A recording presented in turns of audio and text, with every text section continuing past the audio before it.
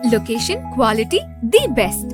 Price, lowest. Stepstone presenting luxury 2 BHK Thinnai apartment, just 69 lakhs, near Porur Kattupakam. Audi offer registration free. Murugan கோயிலில் நடக்கக்கூடிய atrocity எல்லாம் பார்த்தீங்கன்னா ஒரு துறை அறநிலைத்துறைக்கு ஒரு அமைச்சர் இருக்கிறாரான்னு ஒரு சந்தேகம் இருக்குது. முருகனே கதறுவார் போகிறதுக்கு இங்கே அங்கே நடக்கிற ஊழலை பார்த்தா. ஏன்னா முருகனுக்கு அரோகரான்னுவாங்க, ஆனால் அங்கே இருக்கிற பூசாரிகள் எல்லாரும் வந்து குரல் என்னன்னு கேட்டால் சேகர் பாபுக்கு அரோகரா. KN செய்யக்கூடிய வேலையை இவர் மெனக்கட்டு அங்கே வந்து செஞ்சுட்டு மாநகராட்சி ஊழியர்கள் சாபம் யாருக்கு போகுது? ஒன்று KN போகணும், வந்து முதலமைச்சர் போகணும். இவர் உள்ள பூந்து மத்தியஸ்தம் பண்ணுற பேர் இன்னும் கொஞ்சம் கொளுத்தி தான் விடுறாரு. திருச்செந்தூரில் நடக்கிறது வந்து முதலமைச்சருக்கு தெரியாது, துணை முதலமைச்சருக்கு தெரியாது, அறநிலைத்துறை அமைச்சருக்கு தெரியாது, கனிமொழி வந்து எம்பியா இருக்கிறாங்க அங்கே, அவங்களுக்கும் தெரியாது. இப்படி வந்து சொன்னாங்கன்னா இதை விட அவ்வளவு எதுவுமே இல்லை. அதிகாரிகள்லாம் இல்லாமலாம் இவ்வளோ டேரிங்காக நடக்காது சார்.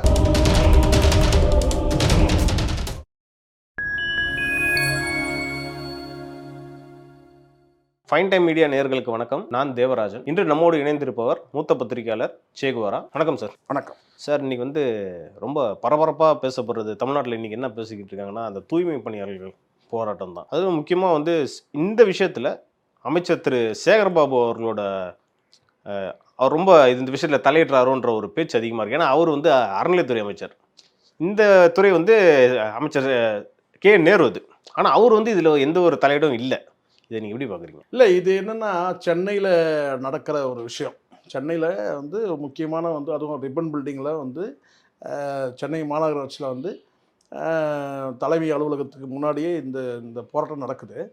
இந்த போராட்டத்துக்கு அனுமதியோடு தான் இவங்க வந்து இந்த போராட்டத்தை வந்து அங்கே அமைச்சிருக்கிறாங்க. அனுமதி கொடுக்கும்போது இவங்க நினச்சிருக்கலாம் இவங்க ஒரு நாள் 2 நாள் இருந்துட்டு போயிடுவாங்க அப்படின்னு நினச்சிருக்கலாம். ஒரு வேலை போய் தொடர்ச்சியாக 10 நாளுக்கு இந்த மாதிரி நடக்குது. இதில் சம்மந்தப்பட்ட வந்து துறை அதிகாரிகள் அங்கே தான் இருக்கிறாங்க, வந்து கண்ணு கட்டின தூரத்தில் தான் இருக்கிறாங்க. சென்னை மாநகராட்சி ஆணையர்லேருந்து எல்லாருமே அங்கே தான் இருக்காங்க. ஸோ அதிகாரிகள் இதில் பேசலாம், மேயர் வந்து பேசலாம். ஆனால் வந்து சேகர்பாபு வந்து இதில் வந்து எதுக்காக தலையிடணும்னு சொல்லிட்டு எல்லாரும் பரவலாக கேட்குறாங்க. இதுக்கான துறை அமைச்சரும் இருக்கிறார், KN இருக்கிறாரு. அப்படி இருக்கும்போது ஏன் வந்து இவர் வந்து இதை வந்து பேசணும் அப்படின்னு ஒரு கேள்வி. இதுக்கு முன்னாடி வந்து மேயர் அவர்கள் வந்து பதவி ஏற்கும் போது இவங்க வந்து இருந்திருக்கலாம். ஒரு கட்சியோட மாவட்ட செயலர்ன்ற அடிப்படையில் இல்லை மாவட்ட பொறுப்பு அமைச்சர்ன்ற அளவில் கூட இருந்திருக்கலாம். இதெல்லாம் கட்சி நடவடிக்கையில் சரியாக இருக்கலாம். ஆனால் ஒரு துறை சார்ந்த ஒரு சென்சிட்டிவான ஒரு விஷயம் நடந்துட்டு இருக்கும்போது இதில் வந்து இவருடைய பங்களிப்பு வந்து அவசியமற்றது. இதில் மூலமாக என்ன நடக்குதுன்னா, ஒருவேளை வந்து இவர் வந்து சென்னையில் இவர் தான் முக்கியமானவர், இவர் சொன்னால் எல்லாரும் கேட்பாங்கன்ற அந்த மாதிரி நிலைப்பாடு இருக்கலாம். ஆனால் அது தவறான நடவடிக்கை. ஒரு துறை சார்ந்த ஒரு விஷயம்னு சொன்னால் அந்த துணை இப்போ இதில் நான் சொல்கிறேனே, இப்போ வந்து KN இருக்கிறாரு. KN வந்து உடல்நிலை சரியில்லாமல் இருக்கிறாரு, இல்லை வந்து அவருடைய வந்து ஏதோ ஒரு துறை சார்ந்த விஷயங்களை கவனிக்க முடியாத ஒரு சூழல் இருக்கிறாரு, வெளிநாட்டுக்கு போயிருக்கிறாரு. இந்த மாதிரி ஏதாவது ஒரு காரணம் தான் கூட சொல்லலாம். என்னன்னாக்கா இவர் பார்த்துக்கிட்ட சொல்லணும். ஆனால் இவர் இருக்கிறது அறநிலைத்துறை அமைச்சர். அறநிலைத்துறையில் ஏற்கனவே ஏகப்பட்ட பிரச்சனை நாரிக்கிட்டு இருக்குது. திருச்செந்தூரே நாறுதாங்க. உண்மையாக சொல்ல போனால் அப்படி தான் சொல்ல முடியும், வேறு தவிர்க்க முடியாமல் சொல்கிறேன் நான். திருச்செந்தூரில் வந்து முருகன் கோயிலில் நடக்கக்கூடிய அட்ராசிட்டி எல்லாம் பார்த்தீங்கன்னா ஒரு துறை அறநிலைத்துறைக்கு ஒரு அமைச்சர் இருக்கிறாரான்னு ஒரு சந்தேகம் இருக்குது. அப்படி இது வரைக்கும் வரலாறு காணாத அளவுக்கு அங்கே வந்து பார்த்திங்கன்னா வந்து முருகன் பேரில் பெரிய ஸ்கேமே நடக்குது. ஸோ இதுக்கு முன்னாடி வந்து அதிமுக ஆட்சியில் எம்ஜிஆர் இருக்கும்போது சொல்கிறேன், எம்ஜிஆர் இருக்கும்போது வந்து திருச்செந்தூர் வேலை காணணும்னு சொல்லிட்டு ஒரு பெரிய புரளையாச்சு. அப்போ வெள்ளி வேல் வந்து காணோம் அப்படி சொல்லிட்டு குறிப்பிட்ட ஒரு அமைச்சர் வந்து முன்னாள் அமைச்சர் ராமவீரப்பன் மீது ஒரு குற்றச்சாட்டு வச்சு அன்றைக்கி இருக்கிற பிரிண்ட் மீடியாவில் எல்லாத்துலேயும் வெளியே வந்து என்னென்னு கேட்டால் திருச்செந்தூர் வேலை காணோம், முருகன்கிட்ட இந்த வேலையே காணோம், அது டூப்ளிகேட்டாக செஞ்சு வச்சுட்டாங்க, வெள்ளி வேலை காணோம்னு சொல்லிட்டு ஒரு பரவலாக பேசப்பட்டது. அன்றைக்கெல்லாம் உங்களுக்கு தெரியும் இல்லையா, சாதாரணமாக வந்து சொற்பமான படம் தான். இன்றைக்கி வெள்ளியில் உங்களுக்கு தெரியும், அன்றைக்கி வெள்ளி வேலை காணோம்னு சொல்லிட்டு அதுக்கு அவ்வளோ வந்து பிரச்சனை வந்து ஓடிட்டு இருந்துச்சு, பரவலாக பேசப்பட்டது. அதையெல்லாம் தூக்கி சாப்பிட்ற மாதிரி இன்றைக்கி வந்து பார்த்திங்கன்னா அவங்க வந்து நின்னா காசு உட்காந்தா காசு வந்து ஒரு தரிசனத்துக்கே வந்து பார்த்திங்கன்னா வந்து ஆயிரக்கணக்கில் இன்றைக்கி கொடுக்கக்கூடிய ஒரு சூழ்நிலை ஆயிடுச்சு. வந்து திருச்செந்தூரே வந்து பார்த்திங்கன்னா முருகனே வந்து இது என்ன சொல்கிறேன்னா கதறக்கூடிய அளவில் இருக்குது. இதான் அப்படி தான் சொல்லணும். முருகனே கதறுவார் போகிறதுக்கு இங்கே அங்கே நடக்கிற ஊழலை பார்த்தா. ஏன்னா ஒரு தரிசனத்துக்கு கடைசி பணமே எவ்வளோன்னு கேட்டிங்கன்னா, ஏதோ நீங்கள் வந்து இந்த சிறப்பு தரிசனத்துக்கு 100 ரூபா கொடுப்பாங்களா, அது கிடையாது. அங்கே வந்து பிளாக்ல வந்து பார்த்தீங்கன்னா ஒரு தரிசனத்துக்கே வந்து பார்த்தீங்கன்னா வந்து ரொம்ப ரொம்ப கடைசி பணம் கேட்டினா 1000 ரூபாய் ஒரு ஆளு. கூலி போடுறதுக்கு தான் பிளாக் டிக்கெட் என்ன சார் நீங்க? முருகனை அதுதான் சொல்றேனே, ஒரு வெட்கப்படணும். இந்த எனக்கு தெரிஞ்ச இந்த திமுக அரசு உண்மையிலேயே வெட்கப்பட வேண்டிய ஒரு விஷயம் கேட்டினா, ஒரு அறநிலைத்துறையில் ஒரு கோயில் கும்பாபிஷேகம் நடத்திட்டு அங்கே வந்து பார்த்தீங்கன்னா குலதெய்வம் வந்து பல பேருக்கு குலதெய்வமாக இருக்கக்கூடிய அந்த வந்து சாமியை போய் வணங்குறதுக்கு ஒரு தரிசனத்துக்கு கடைசி பணம் 1000 ரூபாய். நல்லா புரிஞ்சுங்க, ஒரு நபருக்கு கடைசி பணம் தான் 1000 ரூபாய். அப்போது பெரிய பணம்னா எவ்வளோன்னு கேட்டிங்கன்னா வந்து 10,000லேருந்து வந்து பார்த்தீங்கன்னா வந்து 11,000 12,000 ரூபாய் இப்படி வந்து ஒரு தரிசனத்துக்கு வந்து, அதுவும் நீங்கள் ஸ்ட்ரைட்டாக நீங்கள் எந்த லைனில் நீங்கள் நிற்க தேவையில்ல. நீங்கள் பொது வழி வந்து பார்த்தீங்கன்னா ஒரு கிலோமீட்டர் கணக்கில் இருக்குது. சிறப்பு தரிசனம் 100 ரூபாய் வந்து பார்த்தீங்கன்னா வந்து அதுவும் கிலோமீட்டர் கணக்கில் இருக்குது. அதையெல்லாம் தாண்டி நீங்கள் நேரடியாக நீங்கள் முருகன்கிட்ட போய் இருக்கணும்னு சொன்னால் பட்டவர்த்தனமாக எல்லாமே அங்கே வியாபாரம் சார். திட்டமிட்டு அந்த மக்களை வந்து தடுத்து நிறுத்தி, அதாவது நிறுத்தினா பெண்டிங்கில் போட்டு காக்க வச்சு, பெண்டிங்னா காக்க வச்சு, அது 100 ரூபா டிக்கெட்டாக இருக்கட்டும், அந்த பொது வழியாக இருக்கட்டும், பொது தரிசனமாக இருக்கட்டும், அந்த மக்களை காக்க வைக்கும்போது ஒரு கட்டத்துக்கு மேலே அந்த மக்களே வந்து பார்த்தீங்கன்னா யாராவது நமக்கு ஆள் கிடைப்பாங்களா நம்ம முருகன்கிட்ட கொண்டு போய் விடுறதுக்கு? அந்த முருகன்கிட்ட வந்து அந்த மூல வரையில் கொண்டு போய் விடுறதுக்குள்ள அங்கே பண்ணுற இருக்கு பாருங்க, அங்கே இருக்கிற பூசாரிகள் எல்லாம் இந்த நான் வந்து இது வந்து கடவுள் விஷயம் பேசிட்டு இருக்கேன், சாமி விஷயம் பேசிட்டு இருக்கேன். இதில் ஏற்கனவே நான் போய் சொல்ல மாட்டேன், நான் நேர்மையாக தான் பேசுவேன் எல்லா இதுலேயும். நான் நேரடியாக பார்த்த யாரும் சொல்ல கேட்கல, நான் நேரடியாக பார்த்த காட்சி என்னென்னா, இது வந்து உள்ள மூல வரைக்கு போயிடும் சார். மூல வரைக்கு போகிறதுக்கு முன்னாடி ஒரு 10 பேர் வந்து பார்த்திங்கன்னா வந்து பையில் இந்த பை இருக்குல்ல, இந்த கல்யாணத்துலாம் போனால் வந்து இந்த இது போட்டு கொடுப்பாங்கல்ல, தாம்பூலம் போட்டு கொடுப்பாங்கல்ல, ஒரு சின்ன பை, அந்த பையில் வந்து பார்த்திங்கன்னா ஆளாளுக்கு கையில் அந்த பையை கோத்துக்கிட்டு இந்த 2 இலையும் ஏதோ ஒரு வில்வ இலைன்னு சொல்கிறாங்க, அந்த இலையும் வந்து கொஞ்சம் சந்தனமும் கொஞ்சம் விபூதியும் போட்டு அதை மக்கள்கிட்ட 100 ரூபாய்க்கு விற்கிறாங்க. 100 ரூபா, அது 5 ரூபா கூட பெறாது, 1 ரூபா கூட பெறாது. அதில் இருக்கிறது வந்து பார்த்தீங்கன்னா எல்லா பொருளும் நீங்கள் சேர்த்திங்கன்னா 1 ரூபா கூட பெறாதுன்னு வச்சுங்களேன், அது 100 ரூபா. மிகப்பெரிய சுழல் இது. இதை செய்யறது யாருன்னு கேட்டால் அங்கே இருக்கிற வந்து பூசாரிகள் நம்ம சொல்லுவோம், நம்ம ஏன் சாதி அடிப்படையில் சொல்லணும், அங்கே இருக்கிற பூசாரிகள். அதுக்கு பிறகு அதை தாண்டி உள்ள மூல வரைக்கும் போயிட்டோம்னா எல்லா வந்து பூசாரிகளும் வந்து பார்த்திங்கன்னா கையில் வந்து பார்த்திங்கன்னா இந்த தாம்பூல பை இருக்குல்ல, அந்த பையை வச்சுக்கிட்டு கேட்டிங்கன்னா வந்து டைரெக்டாக காசை வாங்கி அது உள்ளே போடுறாங்க. எல்லாம் கட்டுக்கட்டா சுருட்டி, சுருட்டி, அது எப்படியும் அந்த சுருட்டி கொடுக்குறதே 10,000 ரூபாய் இருக்கும். அங்கேயே டைரெக்டாக முருகன் முன்னாடியே. அப்போ இதெல்லாம் சேகர் பாபுக்கு தெரியுமா? தெரியும்னு சொல்கிறாங்க, தெரிஞ்சுதான் நடக்குதுன்றாங்க. அங்கே இருக்கிற மக்கள் சொல்கிறது தெரிஞ்சுதான் நடக்குது.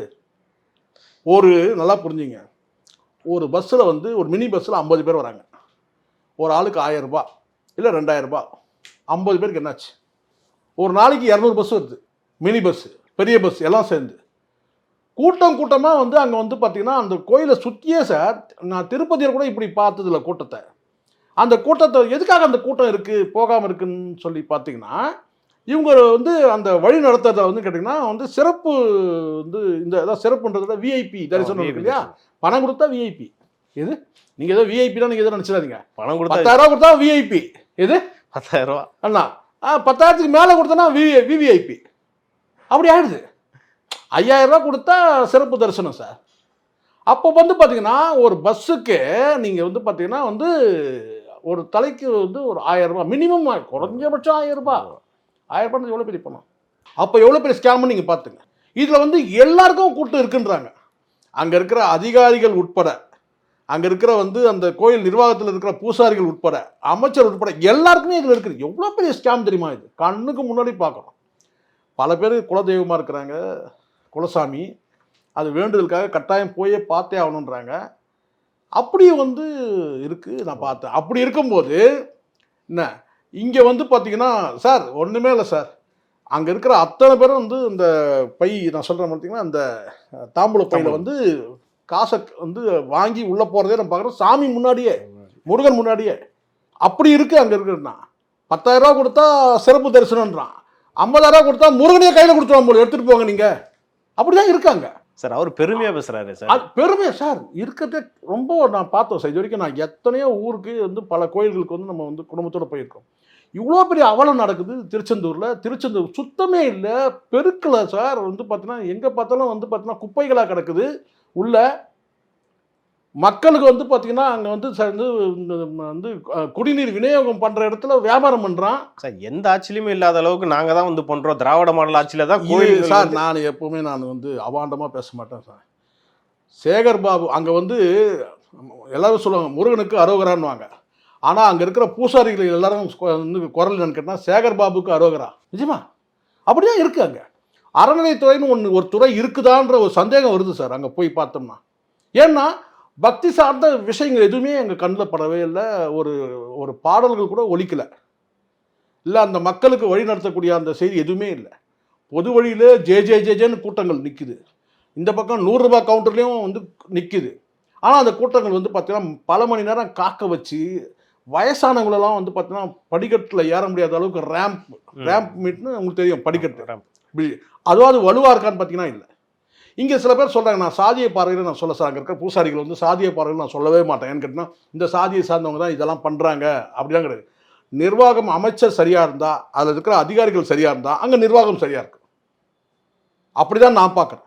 இப்போ நான் கேட்குறேன் அதே ஊரில் வந்து பக்கத்தில் வந்து மதுரையில் வந்து மீனாட்சி இருக்குது, மீனாட்சி கோயில் இருக்குது. அங்கே எதுவுமே இல்லையே. அங்கே வந்து பார்த்தீங்கன்னா இந்த மாதிரி அங்கேயும் தான் இதே சாதியை சார்ந்தவங்க தான் பூசாரிகளாக இருக்கிறாங்க. நான் சாதிய பார்வையில் பார்க்கவே இல்லை. இங்கே பணம்னு வரும்போது பார்த்தீங்கன்னா சாதியம் கிடையாது, ஒன்றும் கிடையாது. ஊழல்னு பார்க்கும்போது சாதியம் கிடையாது, ஒன்றும் கிடையாது. எல்லாம் தான் பண்ணுறான். அவன் ஷெட்யூல் கம்யூனிட்டியாக இருந்தான்னா இல்லை வந்து பார்த்தா பிராமண கம்யூனிட்டி எந்த கம்யூனிட்டியாக இருந்தானே பணம். அங்கே என்னடா இது வந்து முருகனுக்கு முன்னாடி சார் முருகனை வந்து பார்த்தீங்கன்னா வந்து அங்கே வந்து ஒரு கேள்வி போடுற மாதிரி ஆயிடுச்சு. திருச்செந்தூரில் எவ்வளோ புனிதமான கோயில் தெரியுங்களா அது. இதுதான் திராவிட மாடல்.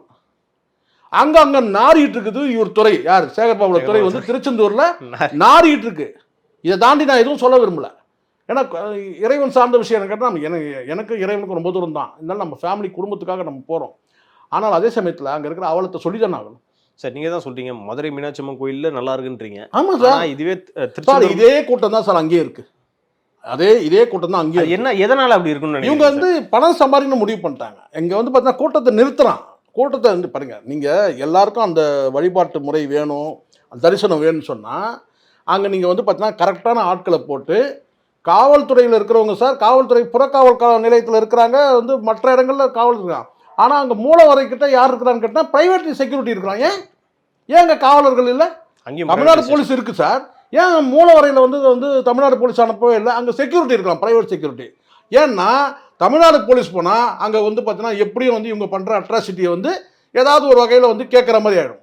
அப்போ இவங்க இந்த பூசாரிகளுடைய அட்ராசிட்டி தெரியக்கூடாதுன்றதுக்காகவே அங்கே வந்து போலீஸை வந்து குறிப்பிட்ட இடங்களை மட்டும்தான் பயன்படுத்துகிறாங்க. நான் பார்த்தேன் புறக்காவல் நிலையத்தில் அலர்ட்டாக இருக்காங்க போலீஸ்.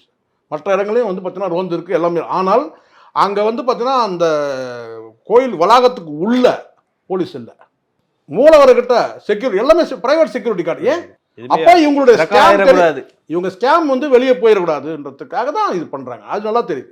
காவல்துறை அந்த இடத்துல இந்த இடத்துல குறைய சொல்ல முடியும். ஏன்னா அங்கே மூலவரையில் அங்கே இருக்கிறது யார்? போலீஸ் இருந்தால் நம்ம சொல்லலாம். என்னன்னு கேட்டாங்க சார் நீங்களே கண்ணுக்கு முன்னாடி இருக்கீங்க, உங்கள் முன்னாடி முருகன் முன்னாடியாவது வந்து இதை பண்ணிடலாம், போலீஸ் முன்னாடி பண்ணுறதுக்கு பயப்படுறான். ஆமாம், அங்கே இருக்கிற பூசாரிகள் இவ்வளோ கேவலமானவங்களை நான் பார்க்கல சார். இந்த பூசாரிகளை உண்மையாக சொல்கிறேன். இதே நம்ம மதுரை மீனாட்சியில் மரியாதை வருது. அதே வந்து சமூகத்தை சார்ந்தவங்க தான் அங்கே இருக்கிறாங்க. நான் சமுதாய பார்வையில் நான் பார்க்கவே இல்லை. எல்லாம் திருட்டு பயலாக இருக்காங்க. எல்லாம் வந்து பார்த்தீங்கன்னா வந்து உள்ளே வந்து கைக்குள்ளே வந்து அதை வச்சுக்கிட்டு ஒரு 4 பேர் வந்து பார்த்தீங்கன்னா இப்படியும் அப்படியும் உலாத்துறான். அந்த அந்த நான் சொல்கிறது கேட்டினா அதாவது எப்படின்னா சரவண அதாவது கேட்டினா வந்து சாமியிலே வந்து பார்த்தீங்கன்னா வந்து இந்த சைடில் ஒரு முருகன் இருப்பார், மேற்க பார்த்த மாதிரி அந்த சாமிக்கு ஒரு பேர் சொல்கிறாங்க, தலை வரலாறு சொல்கிறாங்க. நான் அது உள்ளே போக விரும்பலை. இந்த சைடில் வந்து பார்த்திங்கன்னா வந்து தெற்க பார்த்த மாதிரி ஒரு வந்து முருகனும், அதே மூலவரையில் வந்து கிழக்க பார்த்த மாதிரி வந்து நம்ம வணங்கும் போது கிழக்க பார்த்த மாதிரி ஒரு முருகன். இந்த 2 முருகன் தான் இருக்குது. இதில் வந்து பார்த்தீங்கன்னா உலாவக்கூடியவங்க எல்லாம்னு கேட்டால் எல்லாமே வந்து பார்த்தீங்கன்னா வந்து தாம்பூல பையை கையில் வச்சுட்டு வசூல் பண்ணிட்டு இருக்காங்க. ஒரு 3-4 பேர் அந்த வளாகத்துக்கு வெளியில் வந்து பார்த்தா கொடி மரத்துக்கிட்ட வந்து பார்த்தீங்கன்னா வந்து 100 ரூபா பொட்டில் வச்சு வந்து விற்கிறான். ஒன்றுமே இல்லை அதில். அங்கே இருக்கிற மக்கள் சுரண்டப்படுறாங்க, வெளியூர்லேருந்து போடுறாங்க. இங்கே இவ்வளோ நாறிட்டு இருக்கும்போது அந்த துறை அமைச்சர் வந்து கேட்டிங்கன்னா இங்கே வந்து மேயர் பின்னாடி சுற்றிட்டு கிடக்கிறார். இது எப்படி சொல்கிறது? இவருக்கு சம்மந்தமே இல்லாத ஒரு துறையில் வந்து பார்த்திங்கன்னா வந்து இவர் அதுதான் அந்த முருகன் வந்து வேலை செய்கிறான்னு அர்த்தம். சேகர் பாபுக்கு எதிராக வேலை செய்கிறான். அங்கே ஏன் எக்கு தப்பாக பேசுகிறார் சேகர் பாபு? அங்கே முருகனுடைய சாபம், இங்கே மாநகராட்சி ஊழியர் சாபம் மு க ஸ்டாலின் ஸ்ட்ரைட்டாக போகுது. இவர் துறையை கவனிக்காமல் அங்கே நாரை விட்டுட்டு அங்கே முருகனே ஸ்கேம் ஆக்கிட்டான். ஸ்கேமில் வந்து முருகனை ஈடுபடுத்துகிறாங்க. விட்டால் காசு கொடுத்தா முருகனே பேக் பண்ணி அனுப்பிடுவான் போல இருக்கு. அப்படி இருக்கு அங்கே இருக்கிற சூழல் சொல்கிறேன், திருச்செந்தூரில் நடக்கிற சூழல் சொல்கிறேன். சார் முதல்வர் தூக்கி வச்சுல சார் சார் பாவம் சார். எனக்கு முதலமைச்சர் வந்து பார்த்தீங்கன்னா ரொம்ப அறியாமல் இருக்கிறார். அப்படி வேணால் சொல்ல முடியும். அவருக்கு நாட்டில் என்ன நடக்குதுன்னு தெரியலன்னு வேணால் சொல்லிக்கலாம். வேணா அது சரியானது கிடையாது, சொன்னால் சரி கிடையாது. ஆனால் அப்படி தான் நம்ம சொல்லணும். ஏங்க இங்கே வந்து பார்த்தீங்கன்னா வந்து மேயர் பின்னாடி மேயருடைய வேலையை அவங்க செய்ய போகிறாங்க. அந்த துறை அமைச்சர் இருக்கிறாரு, செய்ய போகிறாங்க. இவர் இது பார்த்தீங்கன்னா ஏதோ வந்து KN நேரு செய்யக்கூடிய வேலையை இவர் மெனக்கட்டு அங்கே வந்து செஞ்சுட்டு அந்த சாபமும் யாருக்கு போகும்? இந்த மாநகராட்சி ஊழியர்கள் சாபம் யாருக்கு போக போகுது? ஒன்று KN நேருக்கு போகணும், வந்து முதலமைச்சருக்கு போகணும். இவர் உள்ள புகுந்து மத்தியஸ்தம் பண்ற பேர் இன்னும் கொஞ்சம் கொளுத்தி தான் விடுறாரு. நீங்க வேணா பார்த்தீங்கன்னா அவருடைய பேச்சு மிரட்டுற தோணியில் இருக்கு. ஆமாம் சார், அது என்ன பழக்கம் சார்? எல்லாத்தையும் வந்து நீ என்ன சேனல், நீ என்ன சேனல், அதுவும் நல்ல பழக்கமே இல்லை. அது இந்த ஆட்சிக்கு வந்து பார்த்தீங்கன்னா வந்து அவ்வளோ கேடா முடியும். நீங்கள் யூடியூப்லாம் வந்து இன்றைக்கி வந்து ஒரு டிஜிட்டல் ஜேர்னலிஸ்ட் சார். எல்லாருமே நல்லா புரிஞ்சுக்கணும். யூடியூபர்னால் ஏதோ வந்து ஒரு கீழான பார்வையில் பார்க்க வேண்டிய அவசியமே இல்லை. யாருமே இங்கே அன்டச்சபிள்ஸ் கிடையாது. அதை முதல்ல புரிஞ்சுக்கணும் சேகர் பாபு. இன்னும் யூடியூப்னா வந்து நீங்கள் பேச மாட்டீங்களா? நான் கேட்குறேன். யூடியூப் கவுத்து விட்டுருவோம் நாளைக்கு. இதே சேகர் பாபு வந்து மண்ணை கவிடுவார். எலெக்ஷன் வருது, நெருங்கிட்டு இருக்குது. இந்த மாதிரி கேள்வி கேட்காம அவருக்கு நியாயமான ஒரு கேள்வி கேட்டால் பதில் சொல்லி சார் நான் கேட்குறது நியாயமாக. ஊடகத்தில் வந்து தவறாக எதுவும் கேட்க போகிறதில்ல. ஒரு கேள்வி கேட்டாங்கன்னா அந்த கேள்வி வந்து அவங்க கேட்கலனாலும் மெயின் ஸ்ட்ரீம் மீடியாவில் கேட்டாலும் அந்த கேள்விக்கு பதில் சொல்ல போகிறீங்க. உங்களுக்கு என்ன அங்கே கொடை சாஞ்சிட போகுது? நான் கேட்குறேன், அந்த நீளமோ இல்லை எந்த சேனலோ இருக்கட்டும் சார், கேட்குற கேள்விக்கு நீங்கள் பதில் சொல்ல போகிறீங்க, அவ்வளோதான். உங்களை கட்டம் கட்டி டார்கெட் பண்ணுற மாதிரி தான் நீங்கள் சொல்லலாம். ஆனால் அங்கே நீங்கள் கேட்ட கேள்வி தான் தவறு. இப்போ நீங்கள் சொல்லலாம். என்னன்னு கேட்டிங்கன்னாக்கா வந்து பார்த்தீங்கன்னா நீங்கள் கேட்ட கேள்வி வந்து சரியில்லை தம்பின்னு வேணால் சொல்லுங்கள். இந்த கேள்வி சரியில்லைன்னு நீங்கள் சொல்கிறதுக்கு உங்களுக்கு உரிமை இருக்குது. நீங்கள் எந்த சேனல்? நான் பத்திரிகையாளர் தான் சந்திக்கிறேன்னா அவனும் பத்திரிகையாளர் தான். யூடியூப் எல்லாமே வந்து பார்த்தீங்கன்னா செய்தி சேகரிக்கக்கூடிய அத்தனை பேருமே ஒரு பத்திரிகையாளர் தான். நீங்கள் வந்து உடனே வந்து நீங்கள் யூடியூப் நான் உங்களுக்கெல்லாம் பதில் சொல்ல மாட்டேன், நான் மெயின் ஸ்ட்ரீம் மீடியாவுக்கு தான் பதில் சொல்லலாம் அப்படிலாம் சொல்லக்கூடாது, சொல்ல முடியாது. ஏன்னா மெயின் ஸ்ட்ரீம் மீடியாவுக்குலாம் யூடியூப் நடத்துகிறாங்களே. ஆமாம், அது சேகர் பாபுக்கு தெரியாதா? எல்லாமே இவர் பேரை சொல்லக்கூடாது பார்க்குறேன். எல்லா சேனலுமே யூடியூப் தனியாக நடத்துகிறாங்க. அது முதல்ல தெரிஞ்சுக்கணும். நான் உங்ககிட்ட பேச மாட்டேன், நான் அவர்கிட்ட சிறுபலத்தனமா இல்லை. கேட்ட கேள்விக்கு பதில் இல்லைன்னு வேணால் சொல்லுங்கள், பதில் தெரியாதுன்னு சொல்லுங்கள். ஆனால் நீ கேட்காதுன்னு சொல்லக்கூடாது. சொன்னீங்கன்னா அது விளைவு வந்து கேட்டால் யூடியூப் எல்லாம் ரவுண்டு கட்டிடுவாங்க எலெக்ஷன் அப்போ. உங்களுக்கு எல்லாமே நெகட்டிவான செய்திகள் விழுந்துகிட்டே இருக்கும். இப்போ எல்லாம் காட்சி பதிவாகிட்டு இருக்கு. எங்க திருச்செந்தூரில் நடக்கிற அத்தனையும் வந்து செல்போனில் காட்சி பதிவு ஆயிட்டு.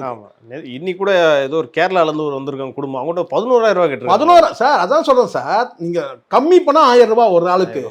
அதை தாண்டி நீங்கள் எவ்வளோ கொடுக்குறீங்க? அதான் நான் சொல்கிறேன்ல, 10,000 ரூபாய் கொடுத்தா உங்களுக்கு இந்த ஃபர்ஸ்ட் முதல் தரிசனம் முருகன்கிட்ட கொண்டு போய் நிற்க வைப்பான். இன்னொரு 10,000 ரூபாய் கொடுத்தீங்கன்னா முருகனுக்கு கையில் கொடுத்துருவான். அப்படி இருக்காங்க லட்சம் சொல்கிற மாதிரி உண்மை சார் இது. இந்தாங்க இந்த முருகன் நீங்கள் எடுத்துகிட்டு போங்க, நாங்கள் வேறு முருகன் நைட்டாக வேறு முருகன் வச்சுக்கிறோம், நாங்கள் எடுத்துகிட்டு போங்கன்னு சொல்லுவோம். அவ்வளோ கேவலமாக இருக்காங்க. இதில் இவன் பண்ணுறான் அவன் பண்ணுறான்னு சொல்லிட்டு நீங்கள் பொறுப்பை தட்டிக்கணும். நீங்கள் யார்? நீங்கள் அறநிலையத்துறை அமைச்சர். உங்களுக்கு சென்னையில் வேலையே இல்லை, நீங்கள் திருச்செந்தூரில் இருக்கணும் எந்நேரம். ஸோ இது வந்து மன்னிக்க முடியாதுங்க. இது வரைக்கும் வரலாறுலேயே இப்படி வந்து திருச்செந்தூர் முருகனை வந்து கலங்கப்படுத்தின நிகழ்வு வந்து எந்த ஆட்சியிலும் நடந்திருக்காரு. நீங்கள் வந்து வெறும் அது வந்து கலைஞர் ஆட்சி இருக்கட்டும், எம்ஜிஆர் ஆட்சி இருக்கட்டும், ஜெயலலிதா ஆட்சி இருக்கட்டும், எந்த ஆட்சியும் கிடையாது. மு.க. ஸ்டாலின் ஆட்சியில் வந்து திருச்செந்தூர் முருகன் வந்து கலங்கப்பட்டிருக்கிறார். நீங்கள் சொல்லலாம், நாங்கள் வந்து கோயிலுக்கு வளாகத்தில் நாங்கள் இதை கட்டிட்டோம் அதை கட்டிட்டோம், இதை பண்ணிட்டோம் அதை பண்ணிட்டோம், அதெல்லாம் வந்து வழக்கமாக நீங்கள் ஃபண்டை ஒதுக்கிட்டா அந்த வேலை நடக்கும். ஆனால் பக்தர்களுக்கு என்ன நடக்குது? பக்தர்கள் கொடுமைப்படுத்தப்படுறாங்க. பொது இடத்துல நடமாட முடியல. நான் தான் சொல்கிறேன், அந்த இடத்துல வந்து பார்த்தீங்கன்னா முற்றிலுமாக வந்து பார்த்தீங்கன்னா முழுக்க நீங்கள் வந்து பார்த்தீங்கன்னா வந்து இவங்க கட்டுப்பாட்டிலே இல்லைன்ற மாதிரி இருக்குது. பணம் கொளிக்கிற எல்லா கோயில்லையும் இந்த மாதிரி நடக்குதுன்னு நீங்கள் சொல்ல வரீங்களா? சார் அப்படி கிடையாது சார். நான் அப்படி பார்த்தேன். நான் சொல்கிறேன், மதுரை மீனாட்சி கோயிலுக்கு போனால் ரொம்ப பிரமாதமாக அவங்க வந்து பார்த்தீங்கன்னா வந்து 3 வேளையும் அன்னதானம் திட்டம் அவ்வளோ அருமையாக வந்து மக்கள் உட்காந்து அமைதியாக சாப்பிட்டு வெளியேற்ற அத்தனை கூட்டங்கள் இருக்குது. வருஷம் நின்று வந்து பார்த்தீங்கன்னா ஒவ்வொருத்தரும் ஒரு அரை மணி நேரம் வந்து அங்கே சாப்பிட்டு வந்து போகிறத பார்க்குறோம். 3 வேளையும் சாப்பாடு அன்னதானம் நடக்குது நம்ம பார்க்குறோம். வரிசையில் வந்து இதை விட பெரிய வரிசை இருக்குது சார். அங்கே வந்து அந்த மக்கள் வந்து தரிசனம் பண்ணுறதுக்கான வந்து ஏற்பாடுகளை கரெக்டாக செஞ்சு அந்த 3 அடுக்காக வச்சு அவங்கள வந்து எல்லாரும் வந்து மெயின்டைன் பண்ணுறாங்க. அவ்வளோ மக்களும் அமைதியா. இது முழுக்க இந்த மக்கள் கிட்ட இருந்து கொள்ளையடிக்கணுன்றதுக்காக மக்கள் கொள்ளையடிக்கப்படுறாங்க, பக்தர்களை கொள்ளையடிக்கிறாங்க. திருச்செந்தூர் நான் பகிரங்கமாக குற்றம் சாட்டுறேன். நான் கண்ணால் பார்த்த காட்சி. ஒட்டுமொத்த மக்களையும் வந்து நான் கொதிச்சு போயிட்டேன். அங்கே போயிட்டு ஒட்டுமொத்த மக்கள் பக்தர்களை வந்து பார்த்தீங்கன்னா, அதுவும் வந்து பார்த்தீங்கன்னா வந்து பரம்பரையாக வந்து வணங்கக்கூடிய அந்த பக்தர்கள் இருக்கிறாங்க. அவங்களெல்லாம் வந்து பார்த்தீங்கன்னா கட்டாயம் அவங்களுக்கு வந்து பார்த்தீங்கன்னா வந்து முருகனை வந்து அவங்க தரிசனம் பண்ணணுன்ற ஒரு கட்டாயம் இருக்குது. ஏன்னா குலதெய்வன்ற அடிப்படையில் சில வேண்டுதல்களுக்காக போகிறாங்க. அத்தனை மக்களையும் வந்து பார்த்தீங்கன்னா இவங்க வந்து கொள்ளையடிக்கிறத நம்ம பார்க்குறோம்.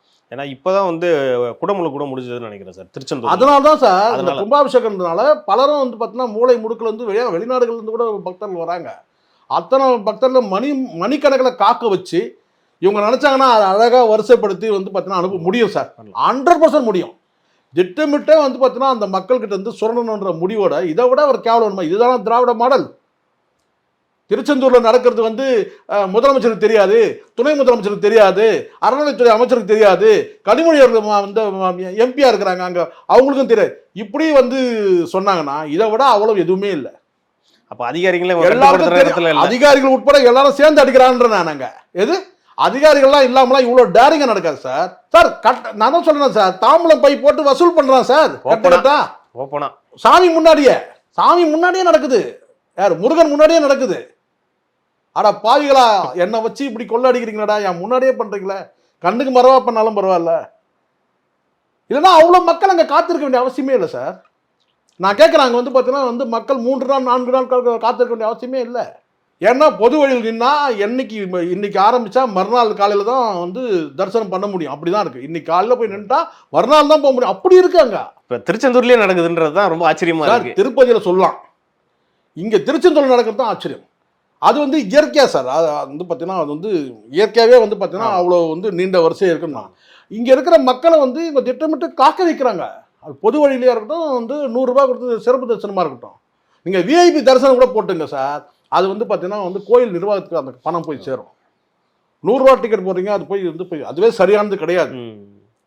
பொது வழியில் தான் எல்லாருமே வந்து அதான் சமத்துவம்னா அதுதான், சமூக நீதினா அதுதான். எல்லாருக்கும் ஒரே வழியில் போகணும். ஆனால் இங்கே வந்து பார்த்தீங்கன்னா 100 ரூபாய்க்கு ஒரு சாமியை வந்து தரிசனம், பொது வழிக்கு ஒரு பொது தரிசனம் ஒன்று, இலவசமாக போடுறதுனா ஒன்று, அப்படி இருக்கு. நீங்கள் விஐபி கூட போட்டுங்க, அது கோயிலுக்கு போகும். அந்த பணம் கோயில் வளர்ச்சிக்கு போகும். இது தனியாருக்குன்னு போகுது. அதுவும் கொஞ்சம் நெஞ்சனா பரவாயில்ல சார். அதை நான் சொன்னேன், சிம்பிளாக சொன்னேன்ல. 50 பேர் வரக்கூடிய மினி பஸ்ஸில் ஒரு ஆளுக்கு 1000 50,000 ஆச்சு. ஒரு நாளைக்கு 200 பஸ் வருது மினி பஸ். அதை தாண்டி வந்து பார்த்தீங்கன்னா வந்து ஆளுக்கு ஏற்ற மாதிரி புரோக்கர்களுக்கு ஏற்ற மாதிரி காசு 10,000 ரூபாய் ஆகும். என்கிட்ட அப்ரோச் பண்ணாங்க, சொல்கிறத தலைக்கு 1000 ரூபாய் கொடுத்துருங்க. ஊழல் லஞ்சம் கொடுத்து சாமியை நான் வணங்கணும் அவசியம் இல்லை. எனக்கு சாமிக்கே எனக்கு ரொம்ப தூரம், குடும்பத்துக்காக நம்ம போகிறோம், மனைவி பிள்ளைகளுக்காக போகிறோம். ஆனால் நான் சொன்னேன் எனக்கு வேணாம், நான் பொது வழியிலே நான் மன நிம்மதியை தேட போய் வேற வழியில் இருக்கேன்னா சிறப்பு தரிசனம் எவ்வளோப்பா 100 ரூபாய் ரைட் இருக்குன்னா. சிறப்பு தரிசனமும் பொது தரிசனமும் ரொம்ப வித்தியாசம்லாம் கிடையாது. ஏற்கனவே கொஞ்சம் தான் டிஃப்ரென்ஸ், அவ்வளோதான். ஆனால் அந்த மக்களை வந்து பார்த்தீங்கன்னா தடுத்து நிறுத்து அந்த சாமியை முழுசாக பார்க்க விடாமல் உள்ள நான் சொல்கிறேன் என்னன்னு கேட்டால் வந்து அந்த இடமே வந்து பார்த்தீங்கன்னா வந்து முறையற்று இருக்கு. அப்போ வந்து நீங்கள் சொல்கிறது பக்தர்கள் யாரும் மன நிறைவோட போகலன்னு அந்த இவ்வளோ இதுக்கு நீங்கள் 1000 ரூபா கொடுத்தவங்க கூட வந்து பார்த்தீங்கன்னா அங்கே 1000 ரூபா கொடுத்தவங்க கூட பார்த்தீங்கன்னா அங்கே போய் அமைதியாக சாமியை பார்க்க முடியாதுன்னா பார்க்க முடியாது. காரணம் கேட்டால் அந்த தள்ளுமுள்ள இவங்களே உருவாக்குறாங்க. செயற்கையாக உருவாக்கப்படுறது அங்கே கூட்ட நெரிசல். திட்டமிட்டு கூட்டம் இருக்கிறது உண்மை. அந்த நெரிசலை உருவாக்கி வந்து பார்த்தீங்கன்னா பணம் பார்க்குறான். இப்போ காக்க வச்சுன்னு வச்சுக்கோங்க, ஒரு 3 மணி நேரம் காக்க வைக்கிறான் சார். நீங்கள் என்ன பண்ணுவீங்க? வயசானவங்க நீங்கள் போக முடியாது கோயிலுக்குள்ள. நான் அதையும் சொல்லிடுறேன். முட்டி வலி உள்ளவங்களாம் வந்து பார்த்தீங்கன்னா அந்த ரேம்ப்லலாம் ஏறி இறங்க முடியாது. ஒரு ரேம்ப் மாதிரி வச்சுருக்காங்க, ஒரு குறிப்பிட்ட இடத்துல படிக்கட்டில், இரும்பு படிக்கட்டில் ஏறி இறங்குற மாதிரி ஆங்கிளில் வச்சுருக்காங்க. அதிலலாம் ஏறவே முடியாது வயசானவங்க. அப்படி இருக்குது. அப்புறம் எப்படி? அப்போ வந்து மாற்றுத்திறனாளிகள் எப்படி போவாங்க? அதுக்கான ஏற்பாடு இருக்கா? நான் பார்க்குறேன், மதுரை மீனாட்சி அம்மன் கோயிலில் பார்க்குறேன், மாற்றுத்திறனாளிகள் போகிறதுக்கு வீல் சேரில் ஒரு அம்மா வராங்க. அப்படி செட்டப் இருக்காங்க. எவ்வளோ பெரிய விஷயம் அது. கோடிக்கணக்கில் செலவு பண்ணுறீங்க, வந்து அங்கே மாற்றுத்திறனாளிகள் போகிறதுக்கு வழியே கிடையாது சார். அப்படி இருக்கு. வயசானவங்க வந்து பார்த்தீங்கன்னா படிக்கட்டில் ஏறியெல்லாம் இறங்க முடியாது. இவ்வளோ மோசத்தையும் பண்ணிட்டு தரிசனத்துக்கு இங்கே மூல வரையில் இருந்தால் அதுதான் சார். இப்போ கடைசியாக வந்து போய் தீப ஆராதனை பண்ணுறாங்கல்ல, பண்ணிட்டு தட்டு கொண்டு வந்து வைப்பாங்க. நம்ம அதில் முடிஞ்சது ஏதோ ஒரு வந்து 5 போடுவோம் இல்லையா. அவர் வந்து பார்த்தீங்கன்னா வந்து பை வச்சிருக்காரு. யாரு? பூசாரி. அந்த தாம்பூல பை வச்சு கலெக்ஷன் பண்ணி அதில் போடுறாரு. ஒருத்தர் கிடையாது, 3 பேர் 4 பேர் இருக்கிறான். ஏன்னா அவன் ஆளு இது ஒருத்தர் பண்ண முடியாது இல்ல. ஒரு 4-5 பேர் இருக்கிறான் உள்ளே. அவ்வளோ சேருது. அவ்வளோ சேருது. எல்லாம் பையன் வந்து பார்த்தீங்கன்னா வந்து கட்டுக்கட்டாக வாங்கி உள்ள விடுறான் சார். கண்ணுக்கு முன்னாடி நடக்குது சார். இதுக்கு என்ன சொல்லுவீங்க? அங்க போலீஸ் அனுமதி இல்லை. இங்க கருவறைக்குள்ள போலீஸ் அனுமதி இல்லை. அதுதான் ஏன். ஏன்னா போலீஸ்காரனை விட்டோம்னா அவன் வந்து வேலையை காட்டிடுவான். ஏன்னா போட்டோ எடுத்து அவனே அனுப்பி விட்டுருவான். இல்ல நாளைக்கு விசாரணை என்ன கேட்டா அவங்க வந்து பாத்தீங்கன்னா வந்து அவங்களே நடவடிக்கை எடுக்கிற மாதிரி நாளைக்கு அதுவே ஒரு பேக் ஃபயர் ஆயிரும். போலீஸ் முன்னாடியே இவ்வளவு நடக்குது அது சொல்லுவாங்க இல்லையா. அதனால போலீஸ் வந்து உள்ள போல. போலீஸ் வந்து வெளியில இருக்கிறாங்க. புறக்காவல் நிலையம்னு ஒன்று அமைச்சு அங்கே வந்து பாதுகாப்பு பண்ணிலாம் அவங்க இருக்கிறாங்க. ஓவரால் வந்து பார்த்தீங்கன்னா கடலில் குளிக்க போகிறவங்களை கண்காணிக்கிறது இந்த இதெல்லாம் அவங்க பார்க்குறாங்க. அதெல்லாம் காவல்துறை குறைய சொல்ல முடியாது. அங்கே உள்ள வந்து செக்யூரிட்டி, பிரைவேட் செக்யூரிட்டி எதுக்குன்னு கேட்குறேன். நான் ஆணித்தரமாக கேட்குறேன். சேகர் பாபன் மூஞ்சி முகத்துக்கு நேராக கேட்குறேன். நீங்கள் ரொம்ப நேர்மையானவர், ரொம்ப நியாயமானவர், ரொம்ப நல்லவராக இருந்தால் கருவறை கிட்ட ஏன் போலீஸ் அனுமதி இல்லை? அங்கே பிரைவேட் செக்யூரிட்டி. எது பிரைவேட் செக்யூரிட்டி இவ்வளோ நடந்துட்டு இருக்க இடத்துல அவர் அங்க இல்லாம இங்க வந்து பாத்தீங்கன்னா மேயர் பின்னாடி வந்து பாத்தீங்கன்னா சுத்திட்டு கிடக்குறீங்க. நீங்க மேயர் செய்யக்கூடிய வேலையை நீங்க செஞ்சுட்டு இருக்கீங்க. கேஎன்ஆர் செய்யக்கூடிய வேலையை நீங்க செஞ்சுட்டு இருக்கீங்க. இது எவ்வளவு பெரிய அவலம். இது அப்பட்டமா கண்டிக்க தகுந்தது சார். சேகர் பாபு முதல்ல போக வேண்டிய திருச்செந்தூர்ல அங்க போய் அவர் துறை எப்படி நாரிக்கிட்டு இருக்குன்றதை அங்க போய் பார்க்கணும். அதை விட்டுட்டு இங்க வந்து துப்புரவு வந்து நாரி கிடக்கிற குப்பையை வந்து பார்த்தீங்கன்னா வந்து கொஞ்சம் கூட வந்து கூச்சப்படாமல் கைகளை வச்சு அள்ளி வந்து வரக்கூடிய அந்த துப்புரவு பணியாளர்கிட்ட போய் நீங்கள் வந்து கட்ட பஞ்சாயத்து பண்ணிட்டு இருக்கீங்க. கிட்டத்தட்ட உட்காந்து அப்படி தான் நடக்குது. கிட்டத்தட்ட இந்த பஞ்சாயத்து அப்படி தான். நீங்கள் பேசுகிற பேச்சுக்கள் எல்லாமே வந்து கட்ட பஞ்சாயத்து மாதிரி தான் இருக்குது. மனசாட்சி இருக்குமானால் நான் சொல்கிறேன், முதலமைச்சருக்கோ இல்லை கேட்டால் இன்னும் சொல்லப்போனால் அவங்க துணைவியார் ரொம்ப வந்து பார்த்தா தீவிரமான பக்தின்னு சொல்கிறாங்கல்ல, இந்த கேள்வி உண்மையான்றதை காவல்துறைக்கிட்ட விசாரிக்கட்டும். வேற யார்கிட்ட வேணும்? அவங்க துறை தானே. முதலமைச்சர் இந்த ஆள் சொல்றதெல்லாம் கரெக்டா, இப்படி நடக்குதா அப்படின்னு சொல்லுங்க. எனக்கு யார் மீதும் எனக்கு எந்த காழ்ப்புணர்வும் கிடையாது. சேகர் பாபு மீதும் கிடையாது, துறை இந்த அரசு மீதும் கிடையாது, யார் மீதும் கிடையாது. ஆனால் அங்கே நடக்கிற உண்மையை நான் பட்டவர்த்தமாக சொல்லியிருக்கேன்.